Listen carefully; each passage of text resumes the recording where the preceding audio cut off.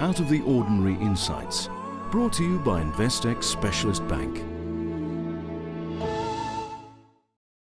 Watching this special edition of Captains of Industry, we're speaking to Therese Gearhart, the President of Coca Cola Southern Africa. Therese, thanks so much for your time. Thank you for having me. Appreciate it. Let's start a bit with your career at Coca Cola. It has been a long one, and Yes. You've moved up the corporate ranks, so to speak.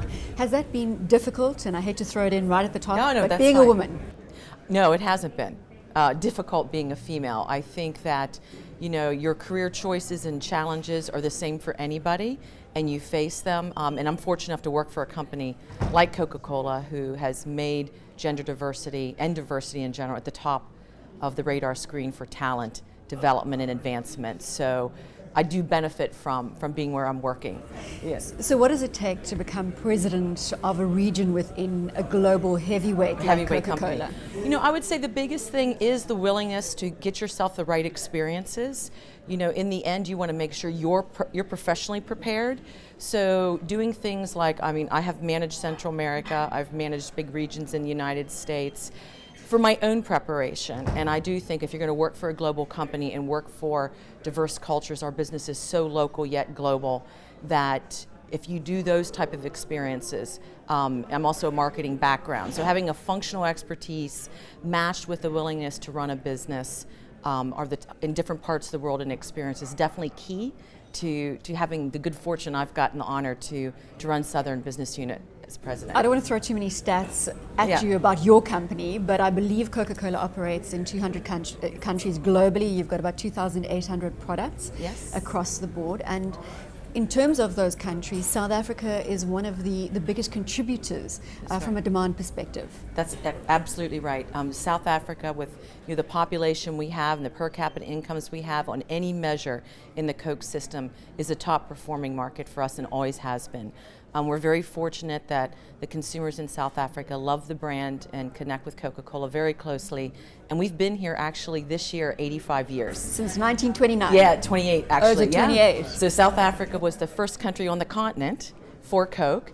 And so we've had the joys of being here for 85 years and very much embedded on the Africa continent. You occupy the position of President of South Africa since 2012. Yes. And now, obviously, you've taken responsibility for Southern Africa. How is that transition, and what traction are you finding in the SADC countries? Well, the nice thing for the southern countries as well is we are already in all 54 countries on Africa, right? So for me, it was expanded geographies and obviously different geography base, whether you're dealing with Malawi or Zimbabwe or Botswana, every market and the consumers for Coca-Cola has a bit of a different development stage. And I've been in Latin America as well, so I was used to managing multi-countries with very different setups.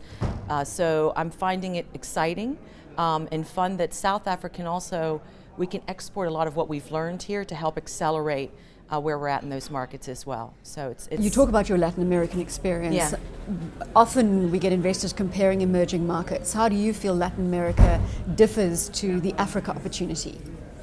I don't know if it's a differ as much as across Latin America, you have a lot of similarities, and we've learned a lot in our Latin America business. You have Mexico with over 785 per caps, tremendous market for us, and we've learned that a lot of the basics about having a sustainable business model, what works there is the same issues and opportunities here, and so I would say the differences aren't there. What makes the business work, and sometimes it's timing, it's the consistency, it's the commitment, it's the partnerships. So we learn really around the world from each other, and I think that's probably the biggest thing. We're fortunate enough to have a big global system. Talk to me about your organizational structure within Coca-Cola Southern Africa. So our structure here, I'm the business unit president. In South Africa, as an example, we have 4 bottling partners, right? So I would have public affairs, communication director. You would have your typical functions: legal, head of finance, head of marketing, head of commercial, head of customer. So you have a broad business setup, and our sole role is strictly here to lead the system and obviously look after the brands and the communities through our partners. So it's a pretty large setup. You have strong female representation throughout the organization, which mirrors what we're seeing at the top? Yes, actually my leadership team is 50% female. It's actually the first. It's certainly something that you're driving through the I'm organization. definitely driving, absolutely. And there's no question that placing a female in a leadership position and men who understand the power of gender diversity at senior levels is critical to the acceleration or advancement of seeing women on teams. So in the last 15 months, we've gone from 20% representation to over 50 when I've had the opportunity. Therese, what support do you get from the global office, the head office? In what way? In every respect. Are they very supportive of the emerging market story and specifically Southern Africa? Oh, no question. And entire Africa, actually. And remember, just again, we're in every country, and the company has always been. Just like we said, we've been here 85 years. Is pure proof we come, we stay, we are part of the communities. And we've been here, we're embedded just by default of our business. Is Africa seen as one of the biggest growth opportunities going forward? Absolutely, no question. I mean, just by the numbers, if you look at the forecast, holistically the continent's looking, estimates of IMF and et cetera are 5%. And when you look at the population, with over 50% of the world under 27, Africa continent with the most of those. In fact, most of the incremental population growth sits on this continent. So even in comparison to India or China, by any number, we've got a huge opportunity when we think about Africa as the continent versus 54 countries, for the world to consider. It's tremendous. Coca-Cola is renowned for its brand, being a dominant brand globally, and you've got quite an aggressive competitive strategy. Talk about the Pepsi encounter and why we're not seeing Pepsi prevalent as a brand. Well, one thing with Coca-Cola is we've always enjoyed good competition. We think great competition is actually more opportunity, availability for consumers. It ensures good price, packaging, availability, et cetera, and it keeps you focused on the consumer versus internally, right? So good competition is always healthy. I believe with Pepsi in general, we've been more aggressive and longer in more markets, and I think that's true globally. So they just can't find traction. Specifically in South Africa, you don't see a Pepsi. Well, I would say for most Pepsi can anywhere. It's difficult, and I would say for most companies, if you've been inconsistent in a marketplace, if coming in or leaving at certain times and trying to come back in, for any company, that's been difficult for brands. And again, that's been the benefit. The company's very committed. We come into a country, we stay, good or bad times, right? We're with that country. We've been talking about the positive story, now let's look at the negatives. What are the biggest challenges that you face in Southern Africa? The biggest challenges I believe we face going forward is you being the beverage industry leader, the world of making sure we're connecting business with the social responsibility side for good business, and demonstrating the leadership importance of making sure that government, big company, and civil society work together. I think it's probably the biggest challenge, is helping spread this story, that doing that triangle together will help all of us win in the marketplace with our consumers and build healthy and sustainable communities. And we really feel important about being a catalyst for that, because being the leader, you have to take that catalyst position and lead through that.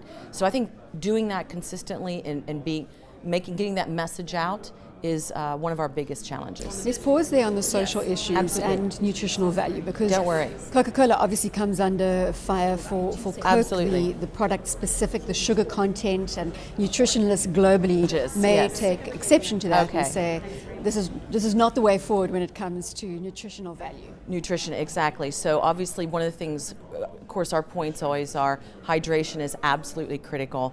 A lot of people don't recognize that Coca-Cola is actually 99% water, right? So there's always hydration. It's important that the company offers choice. Really, it's really what the consumer, you got to think about the consumer side on this, and beverage choices are important. And also the fact that, economically, we have directly 68,000 employees on the continent, and our supply chain, from the time you produce, sell, the jobs we create are another additional 10 to 16 indirect in all these countries. So in a more health-conscious world, Coca-Cola still has a place. You're not going to see yourself forced out down the line. No, we are huge about being part of the solution.